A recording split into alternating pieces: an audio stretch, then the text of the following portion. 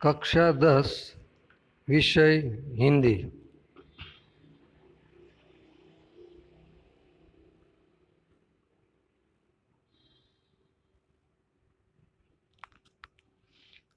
विद्यार्थी मित्रों, आज हम पहली कविता प्रभु जी तुम चंदन हम पानी को समझने की कोशिश करेंगे।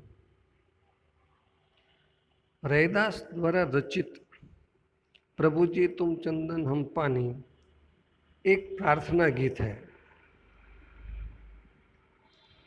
सबसे पहले हम रैदास जी के बारे में कुछ जानकारी प्राप्त करेंगे। रैदास जी का जन्म सन 1388 में हुआ और निधन अनुमानित है कि 1518 में हुआ होगा।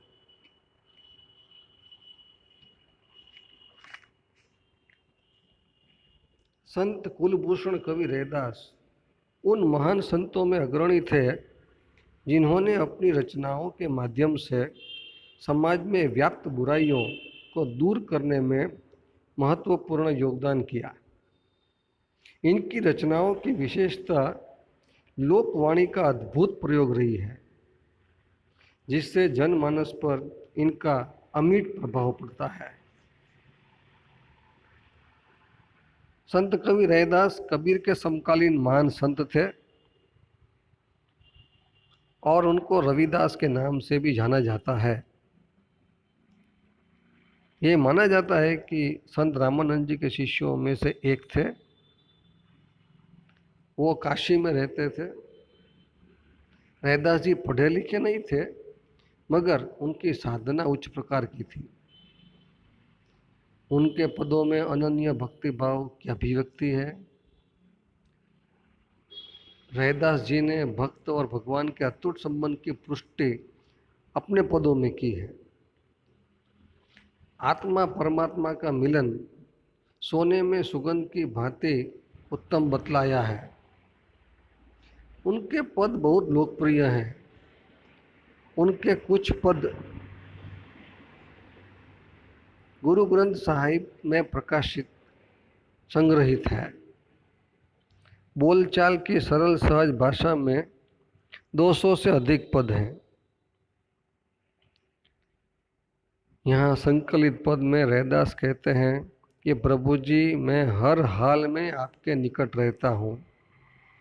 मुझे आपकी भक्ति से प्रभु ही बनना है। मैं आपका दास आपकी प्रतीति चाहता हूँ। यहाँ आत्मा और परमात्मा की अद्वैतता वर्णित है। इस प्रार्थना गीत को समझने से पहले आइए हम इसको सुन लें। प्रभु जी तुम चंदन हम पानी, जाकी अंग अंग बास समानी। प्रभु जी तुम घन बन हम मोरा, जैसे चितवत चंद चकोरा। प्रभु जी तुम दीपक हम बाती, जाकी ज्योति बरे दिन राती। प्रभु जी तुम मोती हम धागा, जैसे सोन हिम मिलत सुहागा। प्रभु जी तुम स्वामी हम दासा, ऐसी भक्ति करे रैदासा।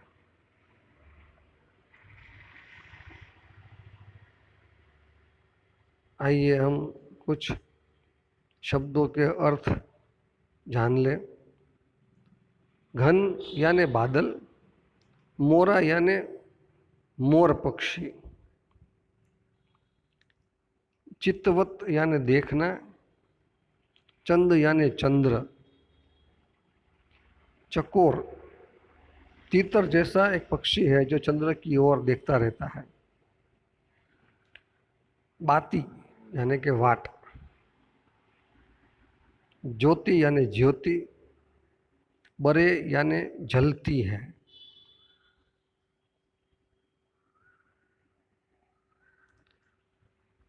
पहली दो पंक्तियां समझे। प्रभु जी तुम चंदन हम पानी, जाकी अंग अंग बास समानी। रैदास जी कहते हैं, हे प्रभु आप चंदन के समान हैं और मैं पानी के समान हूँ। जिस तरह से चंदन अपनी खुशबू पानी के अंदर छोड़ देती है, ठीक उसी तरह प्रभु जी आपकी खुशबू मेरे अंग अंग में बस गई है। प्रभु जी तुम घन बन हम मोरा, जैसे चितवत चंद चकोरा।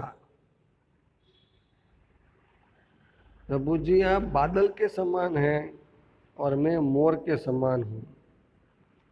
जिस तरह बादल को देखकर मोर खुशी से झूम उठता है, उसी तरह मैं भी आपके दर्शन पाकर प्रफुल्लित हो जाता हूँ।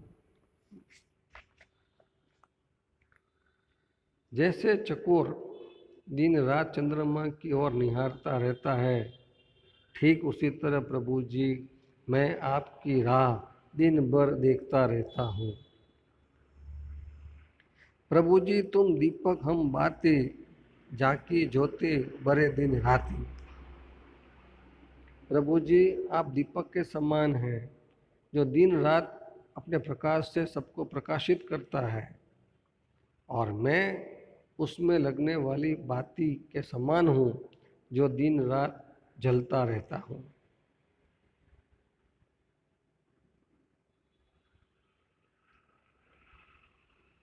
हे प्रभु मैं दिन रात आपकी भक्ति में जला रहता हूँ।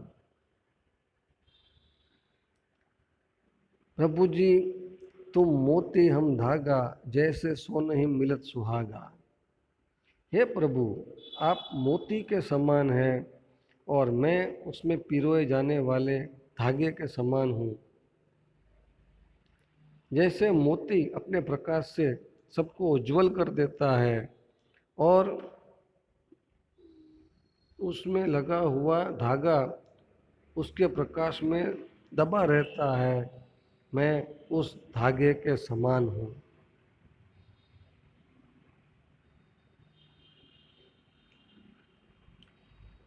प्रभु जी तुम स्वामी हम दासा, ऐसी भक्ति करे रह दासा।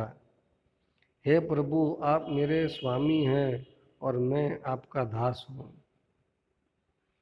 जिस तरह दास अपने स्वामी के लिए सब कुछ निछावर कर देता है, ठीक उसी तरह आप मेरे स्वामी हैं और मैंने अपने जीवन को आपके ऊपर निछावर कर दिया है।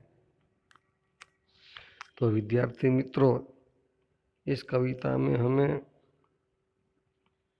एक दास की भक्ति भावना दिखाई देती है और समर्पण की भक्ति भावना को भी देखने को मिलती है। मैं समझता हूँ कि आपको ये प्रार्थना गीत अच्छी तरह से समझ में आ गया होगा। नीचे दिए प्रश्नों को भी देख लें। पहला प्रश्न, निम्नलिखित प्रश्नों के एक एक वाक्य में उत्तर लिखिए।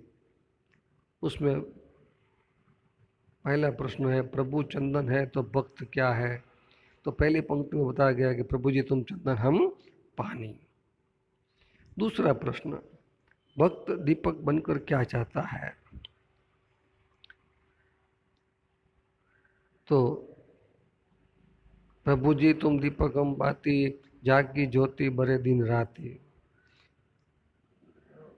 भक्त प्रभु को दीपक मानता है और खुद को बाती मानता है, और जैसे बाती दीपक में जलती रहती है, उसी तरह भक्त भी प्रभु के दर्शन में या प्रकाश में जलता रहना चाहता है। सोने का महत्व कब बढ़ता है।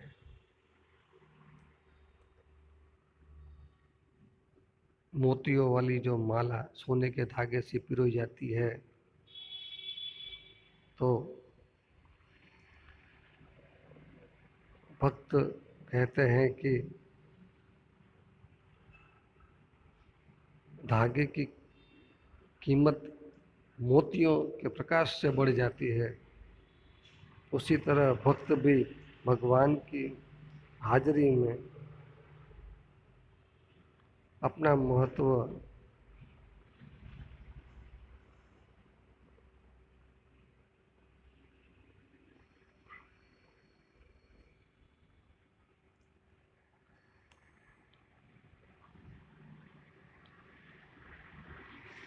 दूसरा प्रश्न, निम्नलिखित प्रश्न के 2-3 वाक्यों में उत्तर लिखिए। भक्त किन किन उदाहरणों द्वारा समझाता है कि मैं प्रभु के निकट हूँ? पहली पंक्ति, प्रभु जी तुम चंदन हम पानी। तीसरी पंक्ति, प्रभु जी तुम गन बन हम मोरा। फिर प्रभु जी तुम दीपक हम बाती। फिर प्रभु जी तुम मोती हम धागा। प्रभु जी तुम स्वामी हम दासा। इन उदाहरणों द्वारा एक भक्त है वो प्रभु से अर्ज करता है कि मैं इसी तरह आपके निकट रहना चाहता हूँ या आपके निकट हूँ। बस यहीं पर हम इस कविता को समाप्त करते हैं। Thank you.